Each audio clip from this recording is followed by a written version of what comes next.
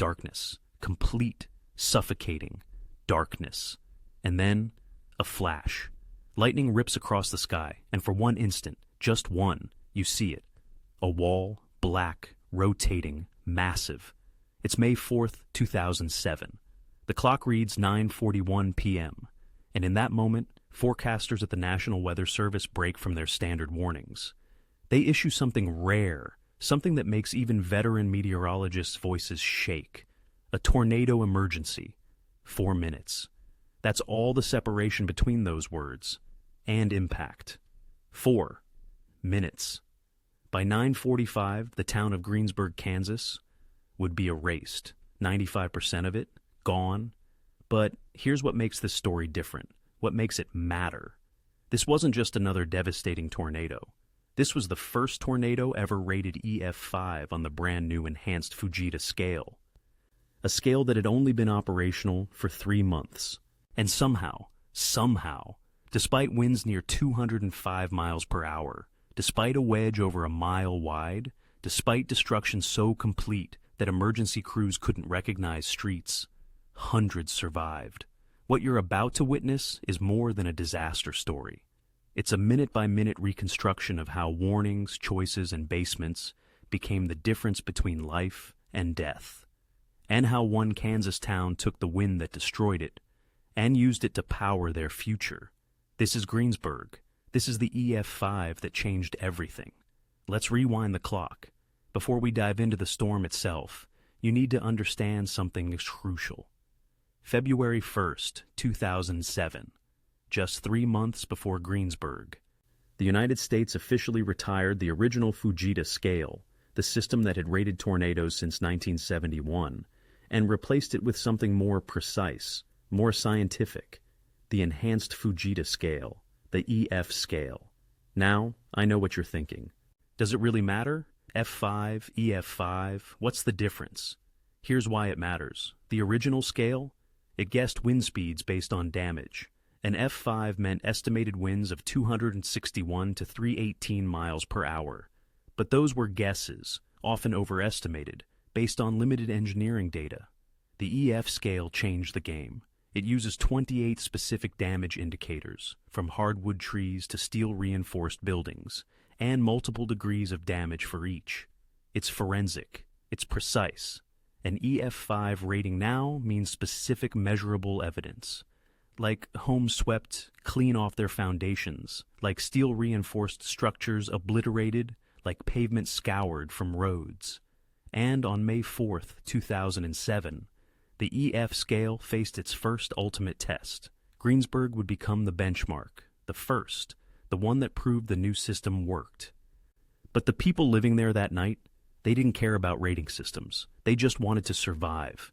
Let me take you back to late afternoon, May 4th. If you were driving through western Kansas that day, you'd notice the sky. You always notice the sky out here. Vast, endless, pressing down on you like a weight. And on this day, the sky was wrong. Meteorologists call it loaded. Farmers call it angry. The technical term is a capped environment with extreme instability. But what it means is this. The atmosphere was a coiled spring, waiting to snap. By 7:30 p.m., storms began organizing near the Kansas-Oklahoma border. Nothing unusual yet, just your typical May evening in Tornado Alley. Wall clouds formed, rotated, dissolved. Storm chasers repositioned their vehicles, checking radar on laptop screens, waiting. But by 8:45, the waiting was over. Multiple funnel clouds touched down south of Greensburg, brief, erratic, testing the ground. The supercell had found its form. And now it had a target. In Greensburg, a town of 1,400 people, the kind of place where everyone knows everyone, where Main Street still has a pharmacy with a soda fountain. Families were sitting down to dinner, kids doing homework, parents watching the news. The weather forecast had mentioned storms, severe weather possible, nothing they hadn't heard before. This was Kansas, after all. Tornado warnings were as common as wheat fields. But then, around 8:30, the TV weatherman's tone started to change. His words got sharper, faster. The radar loop behind him showed something the locals recognized. A hook. If you've lived in Tornado Alley long enough, you know what a hook echo means. It's the signature, the calling card. It means rotation, strong rotation. It means, get ready. Let's talk exact times now, because in tornado events, minutes matter. 8:35 p.m. The first tornado warning of the evening is issued for Clark County, north of Greensburg. Standard protocol. Nothing suggests this will be historic, but the storm, it's organizing rapidly. 9 p.m., the first significant tornado touches down south of Greensburg in Comanche County. Storm chasers report it to the National Weather Service. It's on the ground. It's moving. 9:25 p.m. Radar shows a textbook hook, echo in southern Kiowa County. Well-defined, persistent. This isn't some brief spin-up. This is a tornado with structure, with power, with intent. And in Greensburg, people are starting to pay attention. The sirens haven't sounded yet, but phones are ringing, neighbors calling neighbors. Are you watching this? Are you seeing what's on radar? See, here's something you need to understand about small-town tornado culture. These folks aren't naive. They're not in denial. They've been through tornado warnings dozens of times. Most amount to nothing. A storm passes north, or weakens, or produces a brief touchdown in an empty field. So, there's this tension between preparedness and practicality. Do you grab the kids and huddle in the basement every single time? Or do you wait, watch the radar, see if this time is different? On May 4th, this time was different. By 9:30, experienced storm chasers were reporting something they rarely see: satellites. Satellite tornadoes, smaller vortices orbiting the main funnel, like moons around a planet. It's a sign of extreme rotation, of a tornado reaching its maximum potential. And it was growing, half a mile wide, then wider. The National Weather Service meteorologists in Dodge City were watching their screens with growing dread, because the track was aimed like an arrow, straight at Greensburg. 9:35 p.m. Updates flood in. Multiple reports. Large tornado. On the ground. Heading northeast. The meteorologists start calculating wind speed, forward motion, trajectory, and they realize they have minutes. Here's where human systems collide with natural force. In Greensburg, the tornado warning sirens are controlled by local authorities, working with information from the National Weather Service. And those authorities are very aware of what's coming. Around 9:19 p.m., approximately 19 minutes before impact, the sirens begin to wail, that long, rising, falling tone that every Plains resident knows in their bones. And this time, people move. Main Street empties. Cars pull into driveways. Families rush inside. The local TV weatherman, broadcasting from the regional affiliate, is pleading with viewers. If you're in Greensburg, you need to take shelter now. This is not a drill. This is a large, destructive tornado. Imagine being in one of those homes. You've heard these warnings before, but something about tonight feels different. Maybe it's the weatherman's voice. There's an edge to it, a fear that professionals train themselves to hide. Maybe it's the sirens. They seem louder, more insistent. Or maybe it's the air itself. That pressure, that electric silence before the storm. Parents grab their kids. Basement, now. Elderly residents, some who've lived through tornadoes before, some who've lost neighbors to them, make the slow descent down steep stairs. Family photos left on walls, dinner left on tables. And in those basements, in those shelters, as they huddle together, they wait. Some pray.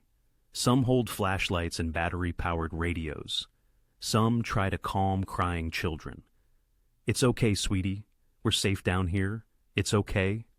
20 to 26 minutes. That's the lead time Greensburg had between sirens and impact.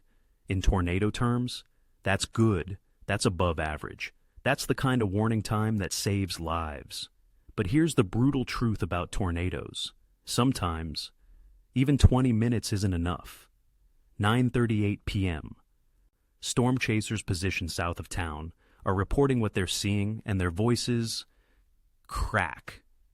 It's over a half-mile wide, multiple vortices. I can see satellites spinning around the main funnel. In the dark, because by now the sun has set. And these tornadoes at night are somehow more terrifying because you can't see them. You can only hear them, feel them, glimpse them in lightning flashes. In that darkness, a monster approaches. The tornado crosses Highway 183 south of town. Farms take the first hit. Barns, structures that have stood for generations, explode into splinters. Grain silos, steel reinforced, designed to hold tons of wheat, crumple like aluminum cans. Trees, cottonwoods with trunks 3 feet wide, debarked, stripped, snapped at ground level, and the width, the sheer impossible width of this thing. By some estimates, approaching 1.7 miles across. If you're standing in the path of a tornado that wide, you can't outrun it sideways.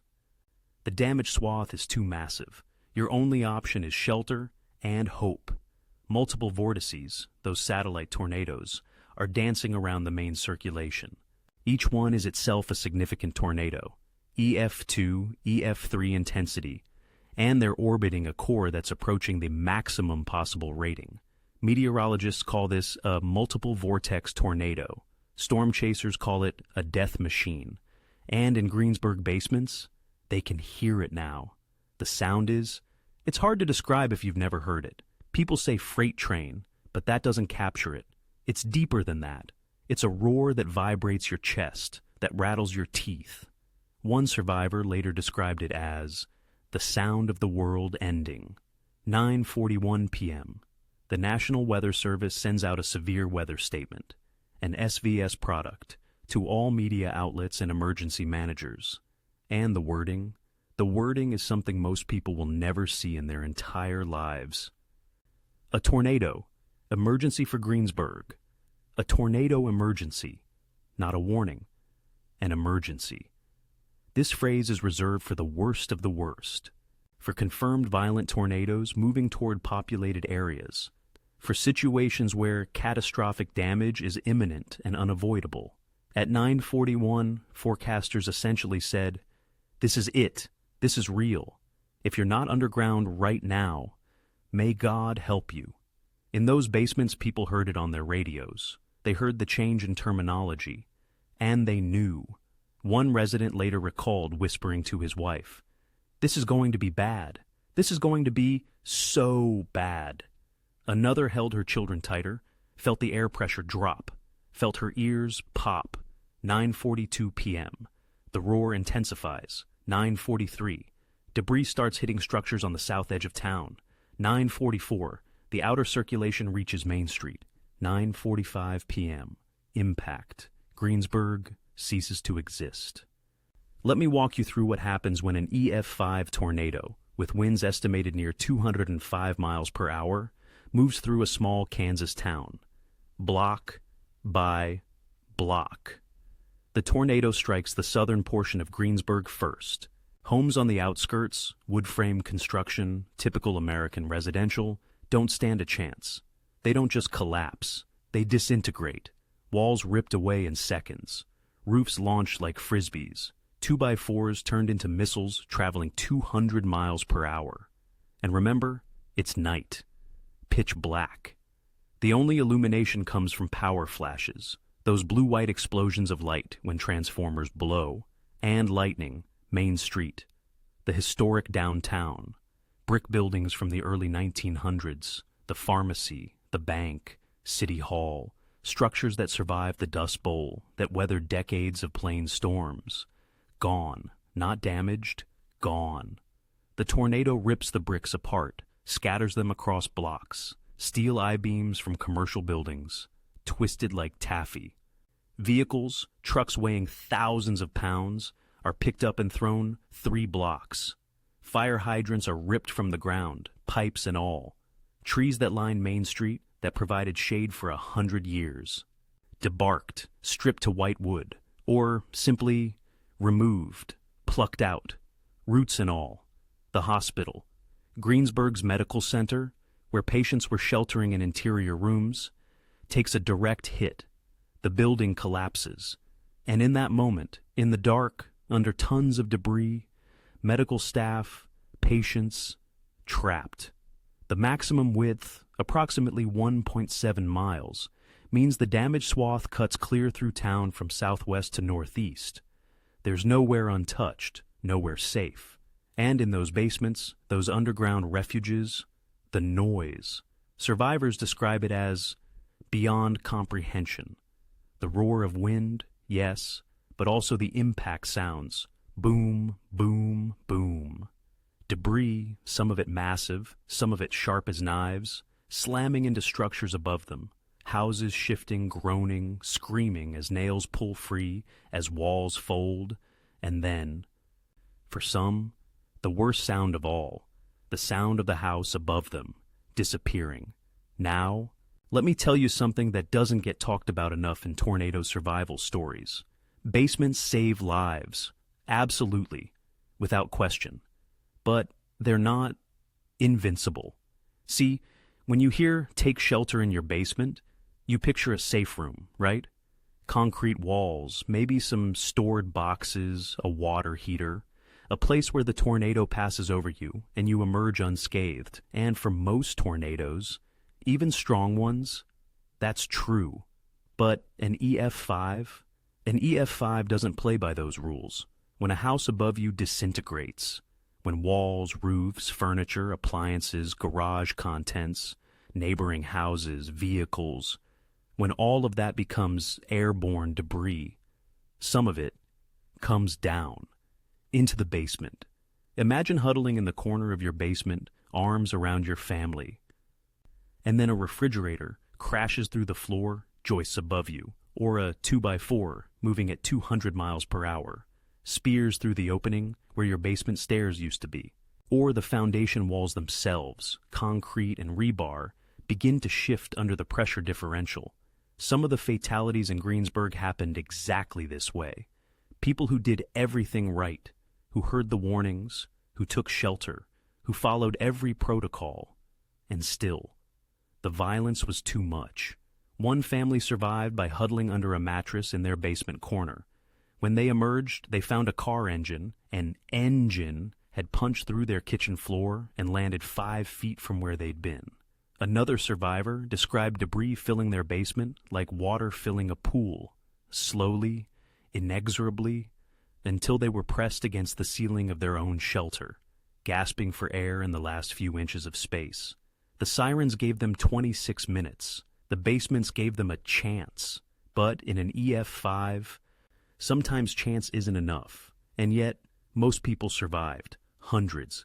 In a tornado that destroyed 95% of the town, in a damage path over a mile wide, the death toll, while tragic, could have been so much worse. That's what we need to understand. That's the paradox of Greensburg. The worst tornado in years, and a survival rate that was, honestly, remarkable. But in those moments, as the roar finally begins to fade, as the pressure equalizes and ears pop, and the world goes eerily, impossibly quiet, nobody's thinking about survival rates. They're thinking, is it over? Are we alive? What's left? 10:05 p.m. Northwest of Greensburg, after 65 minutes on the ground, after carving a path 28.8 miles long, the tornado finally lifts. The roar fades, the wind dies, and the silence that follows it's described by survivors as the loudest silence they've ever heard. In basements across Greensburg, people emerge. Flashlight beams cut through dust that hangs in the air like fog, and they see nothing. Not damaged houses, not collapsed roofs, nothing. Where Main Street was rubble, brick dust, splinters. Where the hospital stood, a pile, just a pile. Where their neighbors' houses were, empty foundations, bare concrete slabs with pipes sticking up, still connected to nothing. The smell hits them first, natural gas from ruptured lines, that acrid warning odor they add to make leaks detectable. Then the sounds start filtering in, distant at first. Car alarms, triggered by impacts, by hail, still blaring pointlessly in the dark. And then, the screams. Help! Somebody! We're trapped! Jessica! Jessica! Where are you? Oh God! Oh God! Survivors stumbling through debris fields, calling names, shining flashlights into voids where houses used to be, trying to orient themselves in a town they no longer recognize. Street signs, gone. Landmarks, obliterated. One man later described walking 5 minutes trying to find his own driveway, and only realizing he'd walked past it twice because nothing looked the same. And cell phones? Useless. Towers down. Landlines severed. The only communication is word of mouth. People running to find help. Voices hoarse from screaming into the wind. Fire trucks and ambulances from surrounding counties are already mobilizing. But they don't know the full scope yet. Nobody does.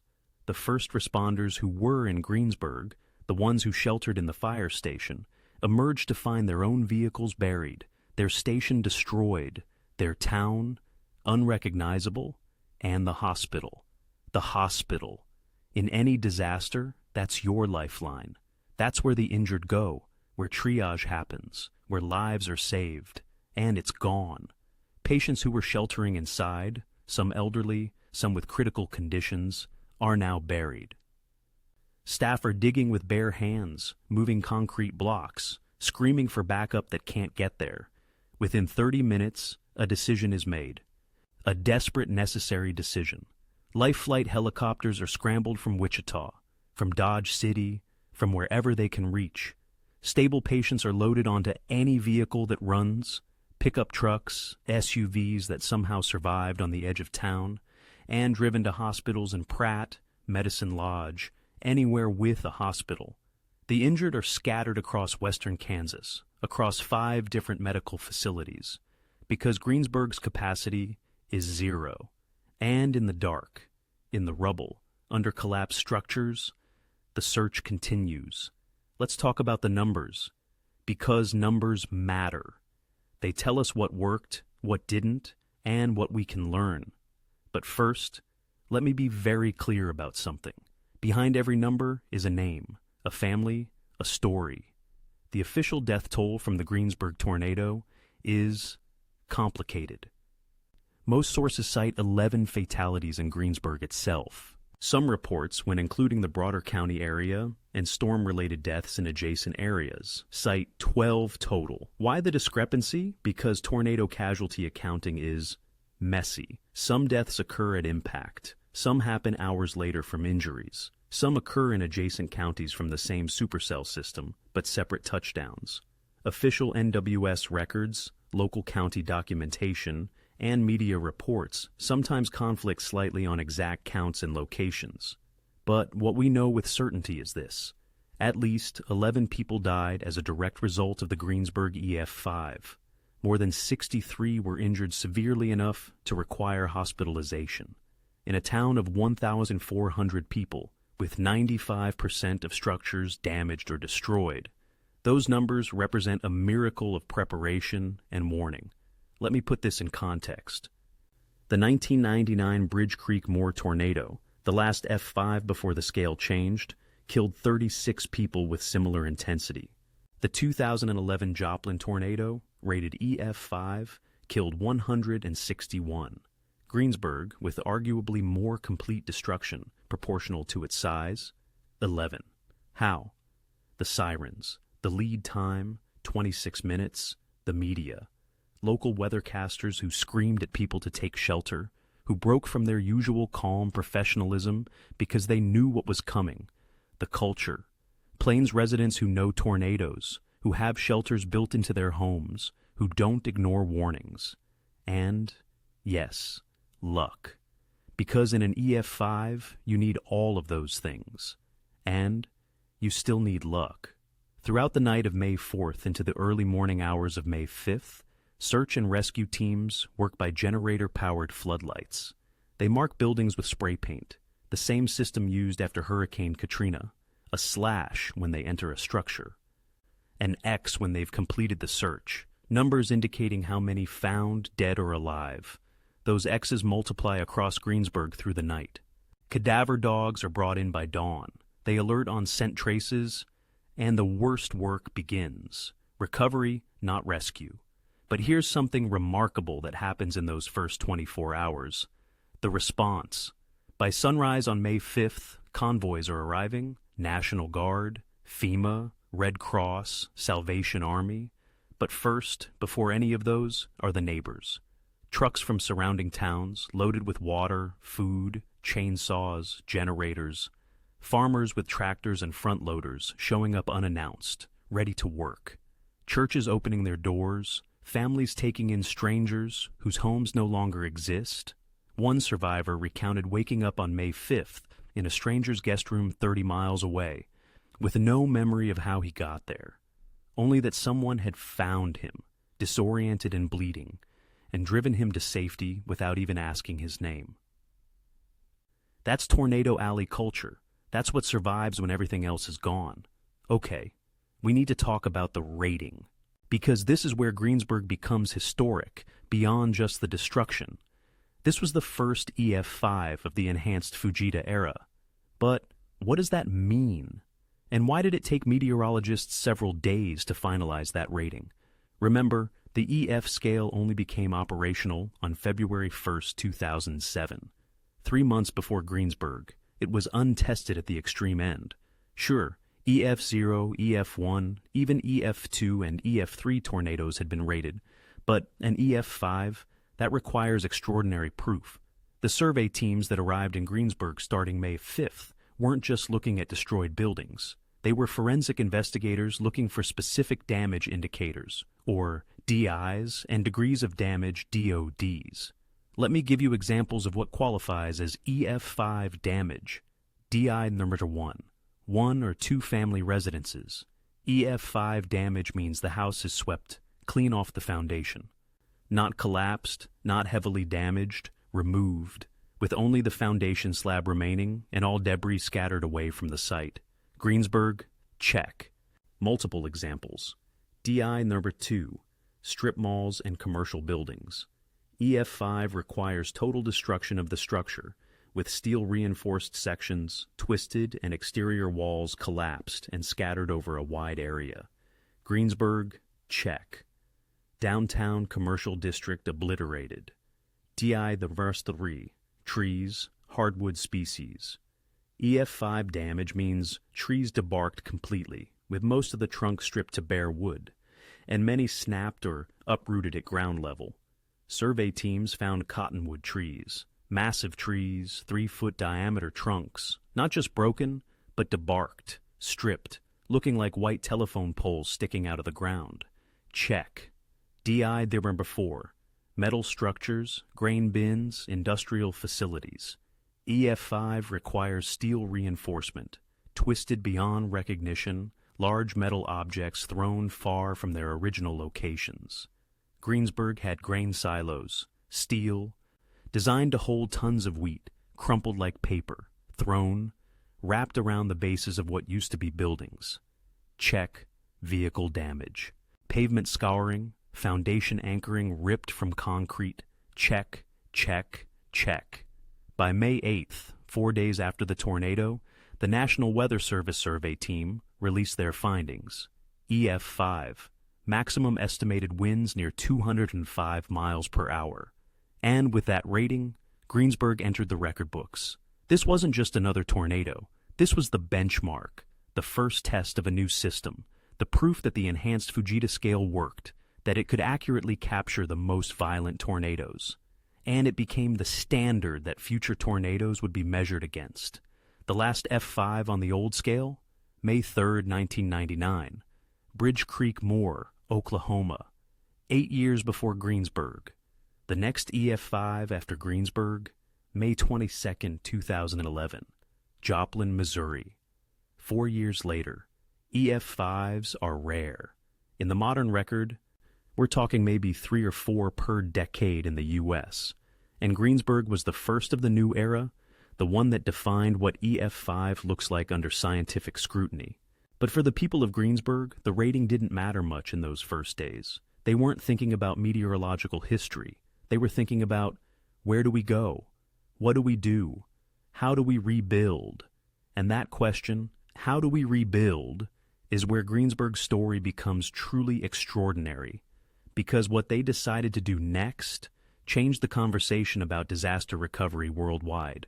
Before we get to the rebuild, we need to talk about what saved lives. Because there are lessons here. Lessons that have since been applied to tornado warning systems across the country. Number 1, lead time. 26 minutes between sirens and impact. That's good. That's really good. But it wasn't just the time. It was what people did with that time. And that comes down to number 2, the message. At 9:41 p.m., when the National Weather Service issued that severe weather statement with the phrase, tornado emergency for Greensburg, that wasn't standard language. That was rarely used language. It was a signal that said, this is the worst possible scenario. And people responded to that language. Interviews with survivors consistently mentioned the change in tone, the change in wording, as the moment they stopped watching and started moving. One man told reporters, I've heard tornado warnings my whole life, but when they said emergency, when the weatherman's voice broke, I knew this was different. Number 3, local media. And I cannot stress this enough. Local media saved lives in Greensburg. In our age of streaming, of national news, of social media, we sometimes forget that when severe weather hits, your local TV weathercaster becomes the most important person in your world.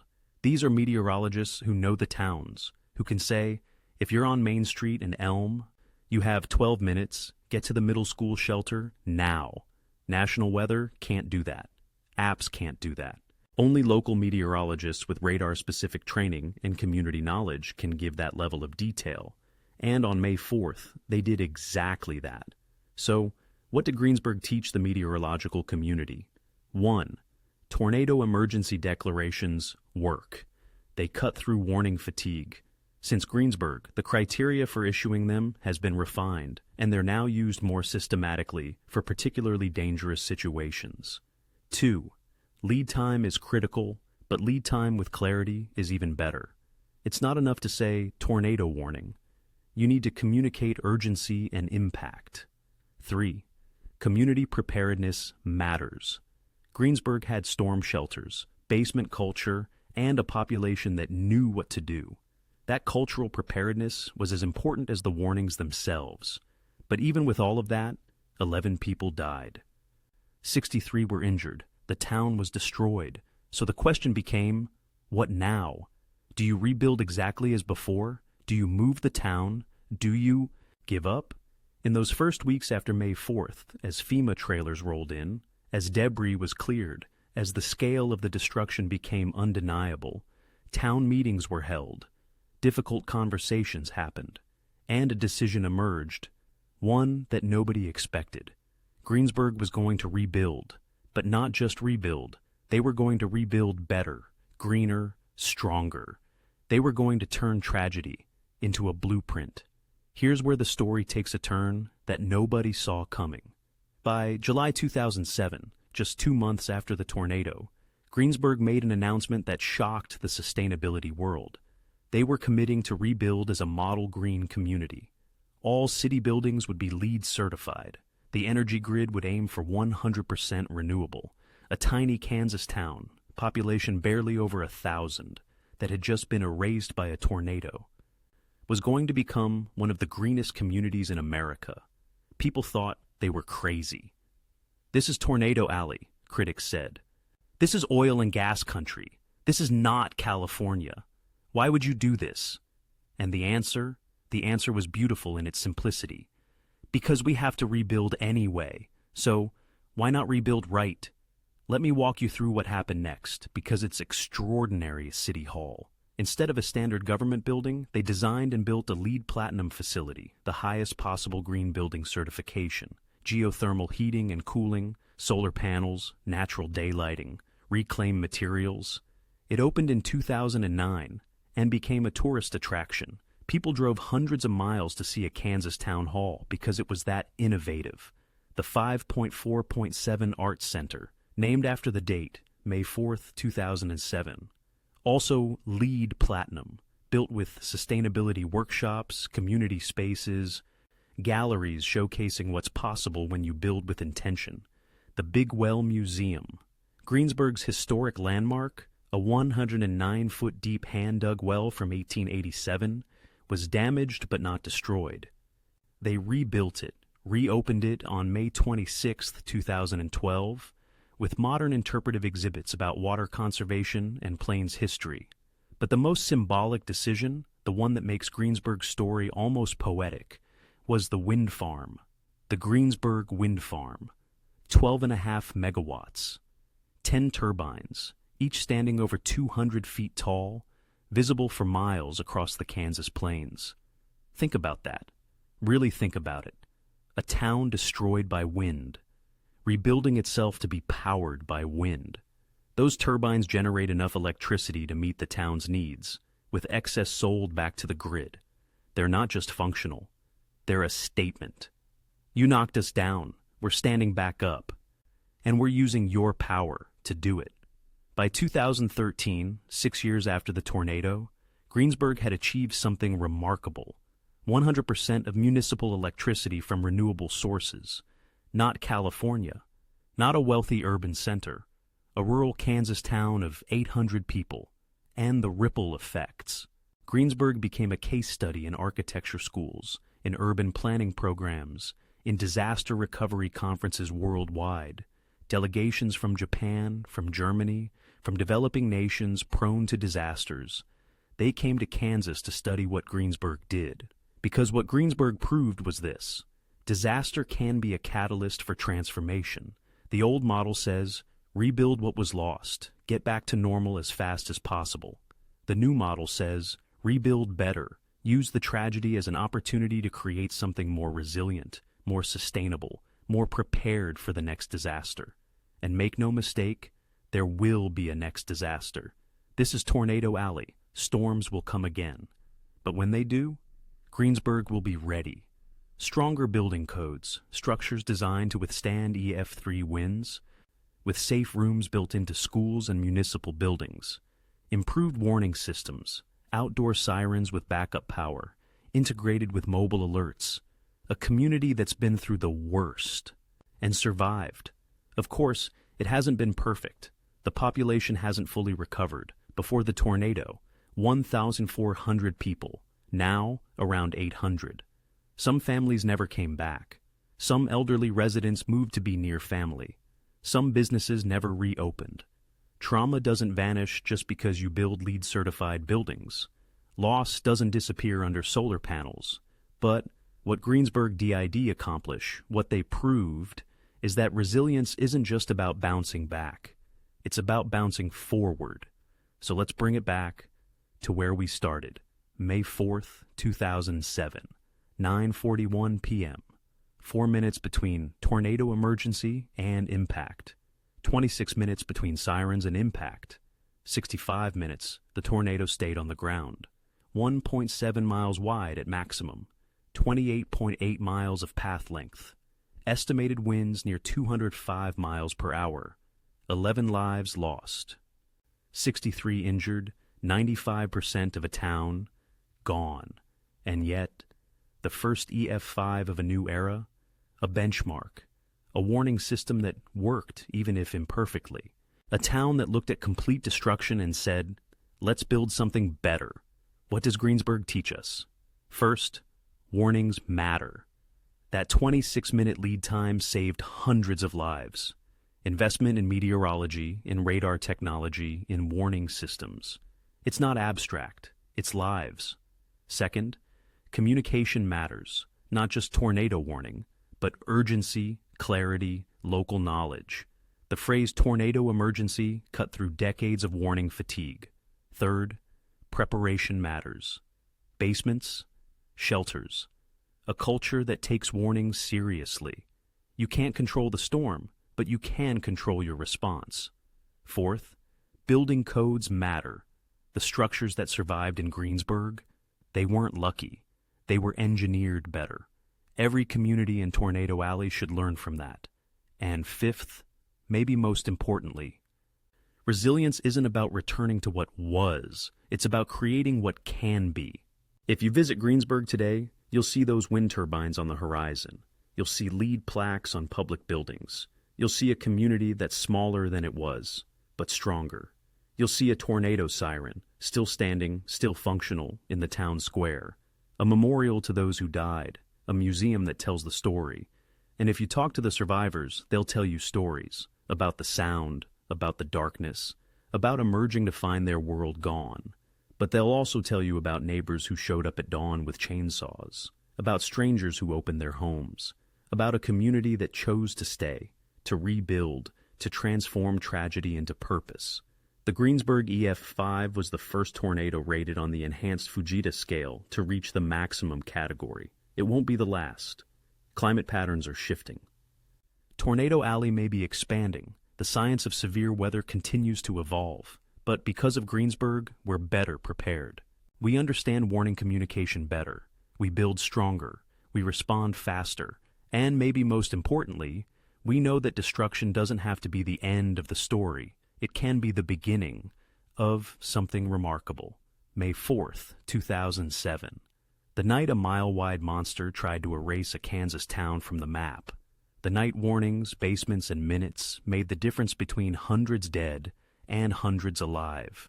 The night that proved tornadoes can destroy, but they can't defeat community, resilience, and choice. This was Greensburg, the first EF5 of a new era, and the town that turned tragedy into hope. Remember their story.